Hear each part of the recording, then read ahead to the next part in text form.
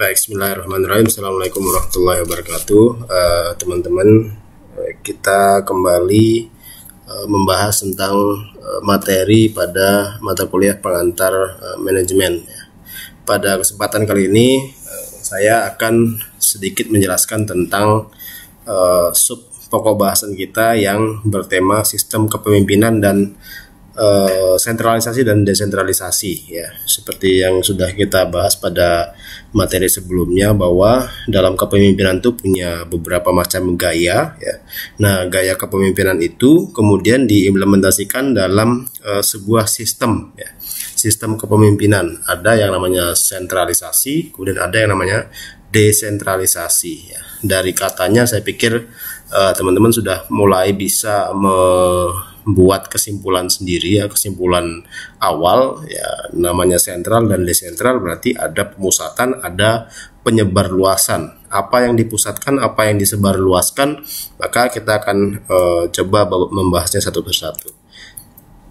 Yang pertama kita akan membahas tentang sentralisasi. Jadi pemusatan, ya, sentral itu kan pusat, ya.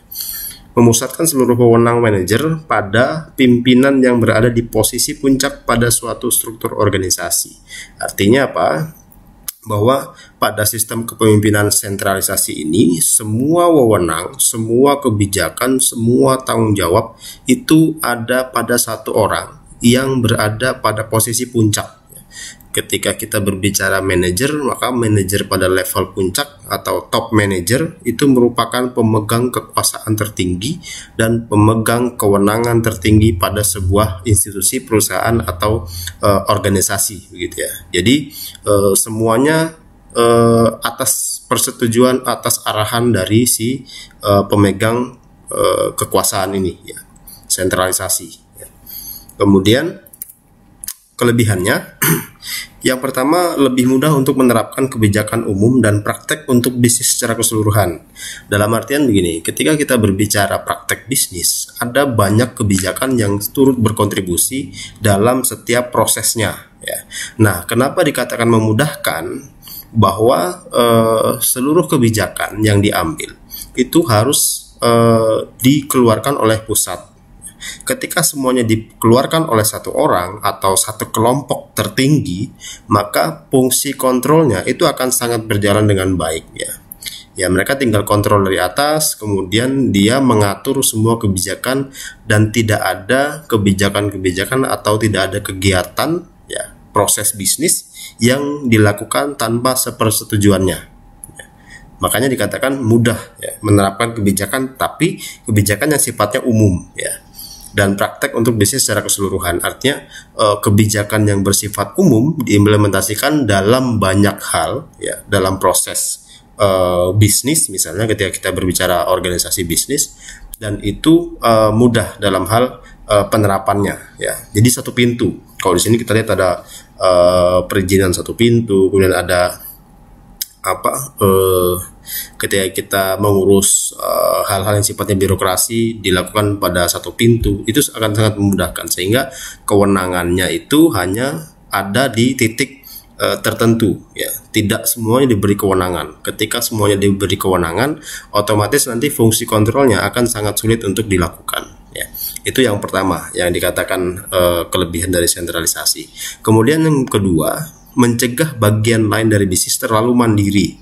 Sebetulnya ini bisa dibilang kelebihan, bisa juga dibilang sebagai kekhawatiran, ya, para pemimpin atau para pemegang kekuasaan, bahwa ketika kewenangan atau ketika banyak tanggung jawab atau kewenangan diberikan kepada cabang, bawahan dan lain sebagainya, itu akan menimbulkan atau mengindikasikan bahwa bisnis itu bisa berjalan tanpa ada kontribusi atau campur tangan dari atasan, ya.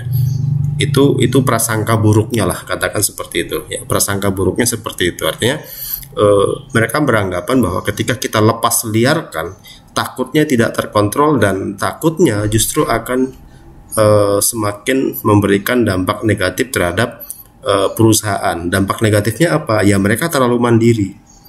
Kasarannya ginilah, tanpa kita pun mereka bisa berjalan gitu.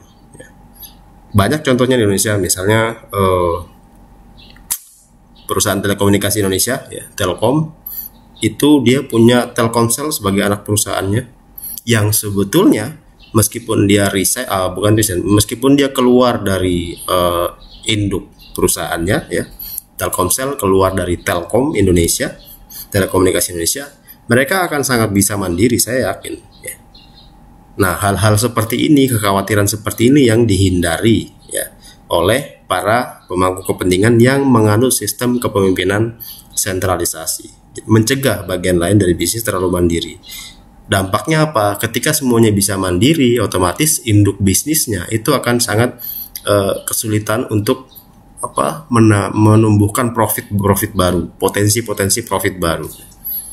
Telkom Indonesia itu ketika tidak ditopang oleh profit atau performa baik dari Telkom, saya yakin ya posisi keuangan juga akan sangat buruk gitu kan, karena ditopang oleh anak perusahaannya, dan anak perusahaannya tidak diberikan mungkin keleluasaan untuk mandiri gitu, ya otomatis itu akan sangat membantu. Kemudian lebih mudah untuk mengkoordinasikan dan mengendalikan dari pusat, ya. Kembali lagi ke fungsi kontrol sebetulnya.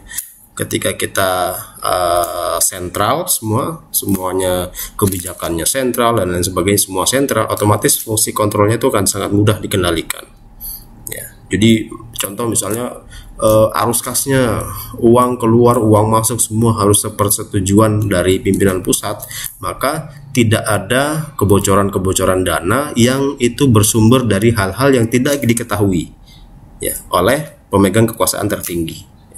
Kemudian menunjukkan kepemimpinan yang kuat, ya, ini kembali lagi powerfulnya yang ditonjolkan, ya. Artinya ketika dia mampu mengendalikan semua lini bisnisnya, otomatis itu akan menjadi branding buat si pemimpinnya, buat kelompok pemimpinnya, bahwa mereka mampu untuk berdiri sebagai orang yang kuat, yang diasumsikan sebagai pemegang kekuasaan tertinggi, ya. Itu asumsi kelebihan dari sentralisasi. Kemudian kelemahannya apa? Manajer lokal cenderung lebih dekat dengan konsumen, karena manajer lokal yang langsung berhubungan dengan konsumen, dia tahu bagaimana seluk-beluk kekhawatiran konsumen, komplainnya konsumen. Tapi karena semua harus melalui persetujuan atasan, pimpinannya, otomatis si manajer lokal ini atau low manajernya itu tidak bisa berbuat apapun. Ya, dia hanya bisa mengusulkan, ketika tidak setuju ya sudah, akhirnya dia curhat lagi kepada konsumennya bahwa komplain kita tidak disetujui, komplain kita tidak direspon dan lain sebagainya. Kemudian kurangnya otoritas dan menurunnya motivasi manajer pada level bawah. Peningkatan kompetensi manajer itu penting, terutama untuk level bawah sebagai implementasi jenjang karir begitu. Tapi ketika ruang geraknya dibatasi, otomatis motivasinya juga kurang. Mereka ya sudah kerja aja sesuai dengan tupoksinya masing-masing, gitu kan. Nggak perlulah ngejar prestasi, ngejar kinerja yang baik, memberikan kontribusi positif terhadap perusahaan ketika mereka dibatasi untuk dalam hal wewenang, ya. Karena itu tadi semua terpusat, meskipun dia punya kebijakan tertentu, dia tidak bisa implementasikan, dia harus menanti atau menunggu kebijakan-kebijakan yang munculnya dari atasan, ya, munculnya dari pemimpin level tertinggi, ya. Jadi motivasinya rendah. Padahal sisi lain sebetulnya kita sebagai seorang pemimpin yang baik harus bisa melakukan proses kaderisasi, ya. Karena kita tidak selamanya ada di puncak. Otomatis yang kita kader lah yang akan dijadikan sebagai pengganti kita di masa yang akan datang, gitu kan. Nah, ketika itu sudah kita cut, ya otomatis regenerasinya tidak ada, proses pengkaderannya tidak ada, dan mereka juga tidak termotivasi lebih untuk membuat prestasi. Kemudian pelanggan tidak mendapatkan manfaat dari fleksibilitas dan kecepatan dalam pengambilan keputusan, ya. Tidak fleksibel, kaku. Semuanya keputusan itu harus melalui berbagai tahapan sampai betul-betul bisa diimplementasikan, diputuskan untuk kemaslahatan konsumen, misalnya pelanggan, gitu ya. Oke, kita masuk ke video berikutnya.